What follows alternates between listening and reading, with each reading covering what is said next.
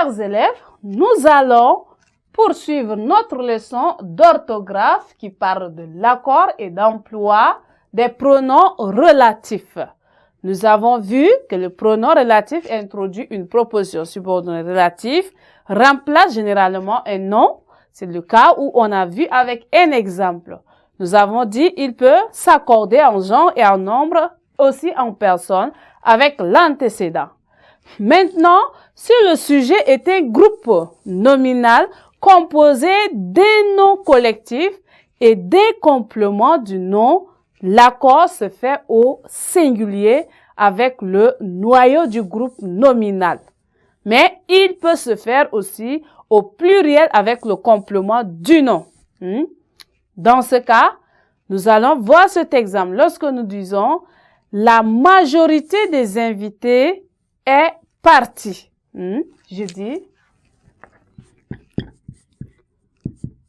« la majorité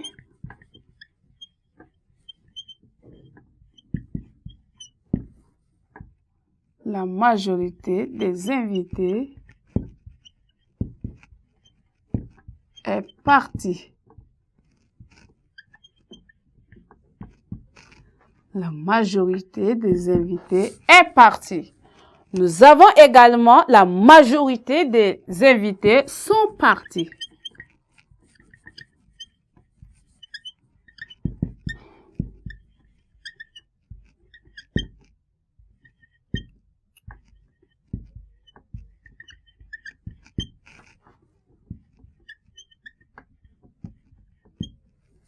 Sont partis.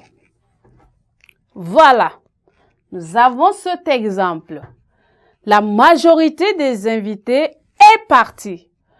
Dans ce premier exemple, nous avons l'accord avec le nom. Majorité. La majorité des invités est partie. Dans ce cas, on a accordé avec le nom, parce que nous avons dit si le sujet est un groupe nominal composé des noms collectifs. Notre nom collectif ici, c'est la majorité. La majorité des invités est partie. Dans ce cas, on a fait l'accord avec le nom en majorité. Là, est partie.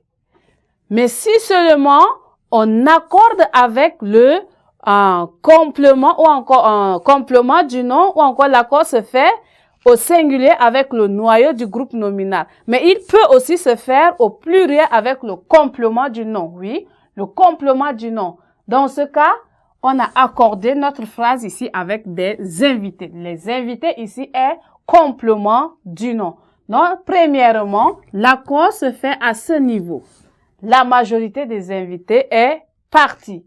Deuxièmement, la majorité des invités sont partis. Là, l'accord s'est fait avec le complément du nom. Voilà. Encore, nous disons ceci.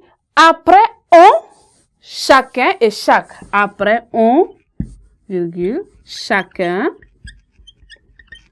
chaque. Après on, chacun, chaque.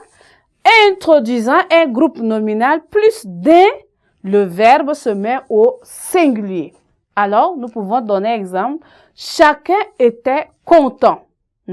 Chacun était content. Ou on peut dire, plus d'un guerrier honorera son pays. Plus d'un guerrier honorera son pays. Lorsque deux sujets sont coordonnés par ou encore ni, le verbe se met au pluriel. Si les deux sujets peuvent faire l'action.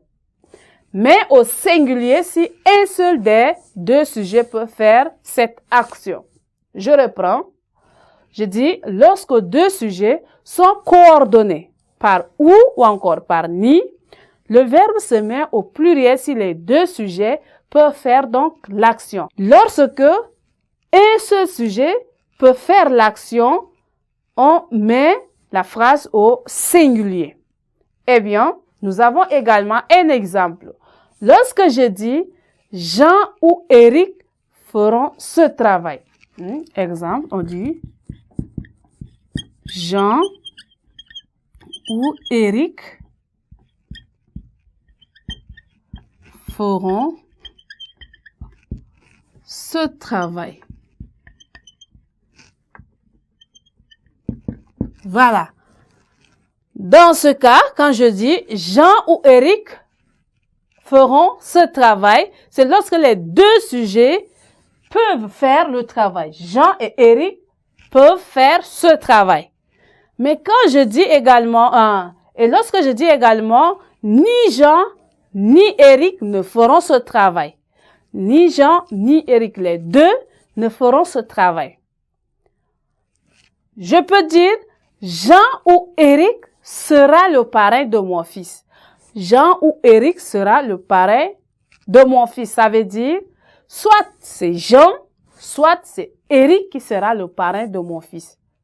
C'est-à-dire, entre Jean et Eric, une personne serait le parrain de mon fils. Eh bien, nous sommes arrivés au terme de notre séquence.